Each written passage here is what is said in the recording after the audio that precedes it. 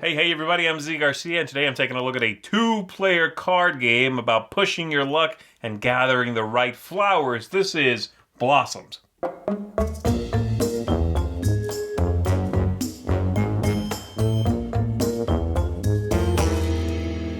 This is a card game for two players, though they do have a three-player variant in the rulebook.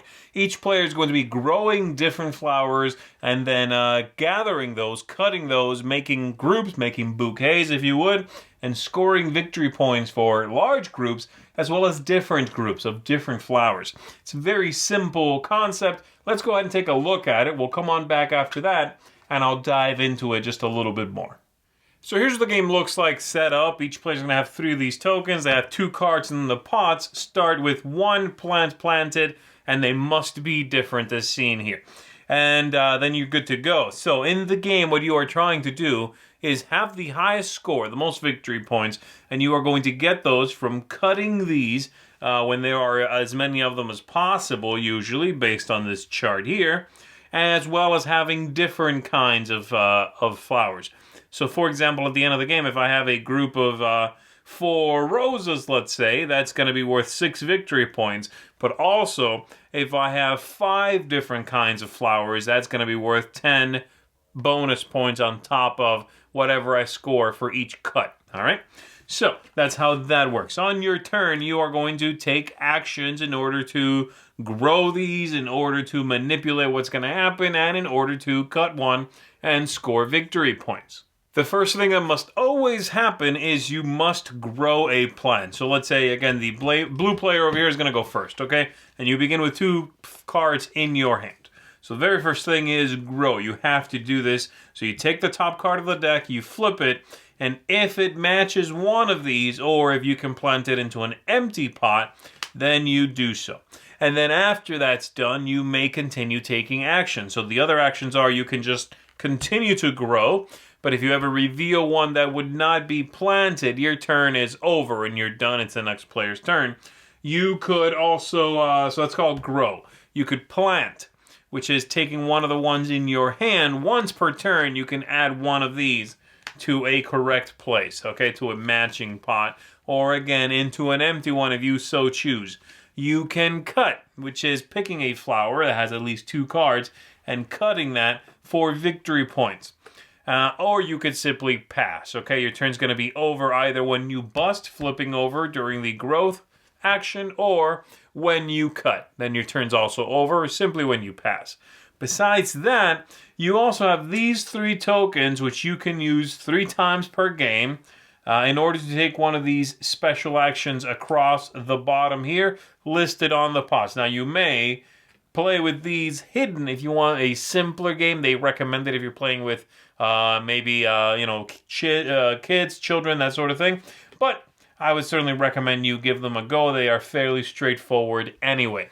So let's take a look at what they do. All right, the most complicated one I would say is this one right here. You would take your token, you would put it on there, and then you can take any card from your hand and put it at the bottom of a stack, even if it doesn't match growing that flower.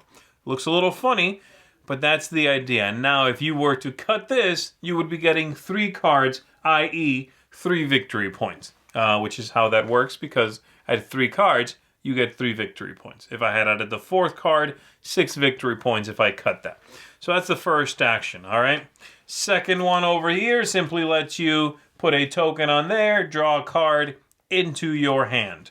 This one here prevents you from busting 1 time, okay? So if let's say I want to grow again, that would be okay. If I want to keep growing up, that one cannot be planted because it's not one of those.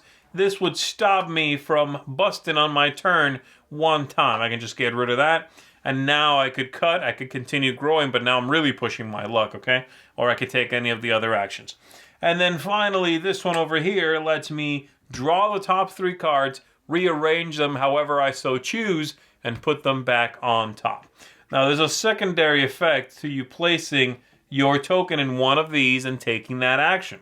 That token is going to stay there through your opponent's next turn, and they may not cut from this pot here.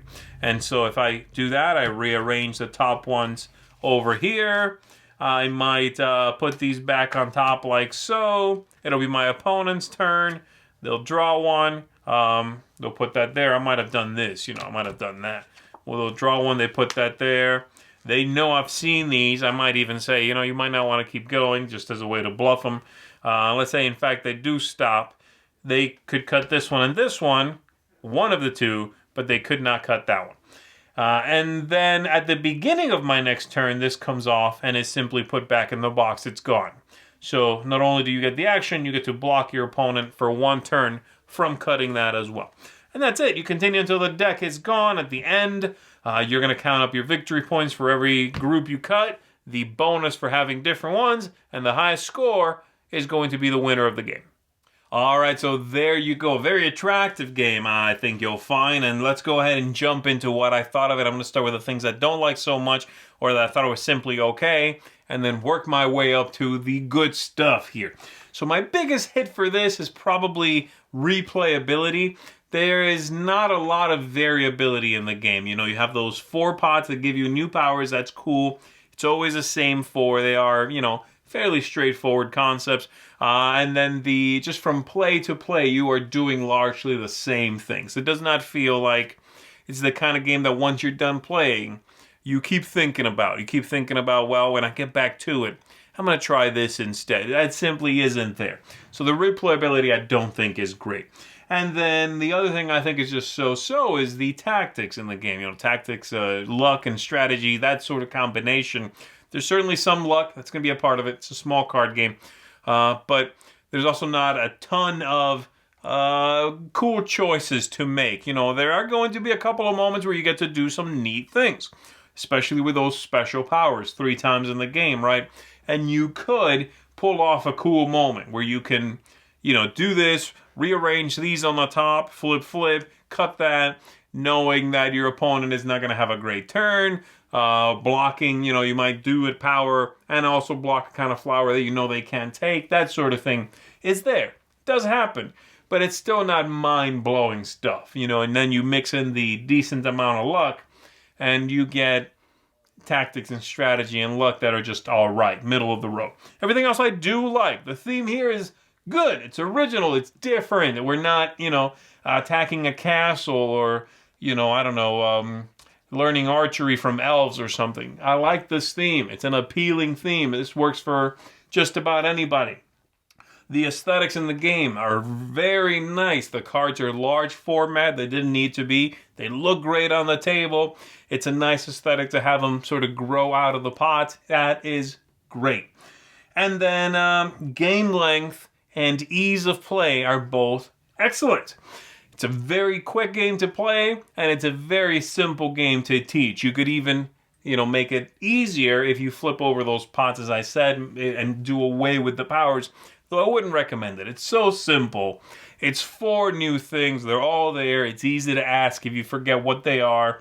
So I think you should throw that in right away, no matter who you're playing with. Even non-gamers, I think, can pick that up very quickly.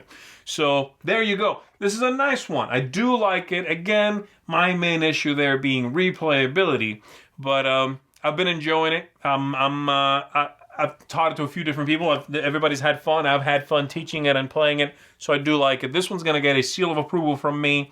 If you're really captivated by the theme, if you're looking for a 2-player game you can teach just about anybody, if you think they'll like this theme, this is a good pickup, okay? So there you go. Blossoms. Seal of approval once again. Thanks for checking this out with me, folks.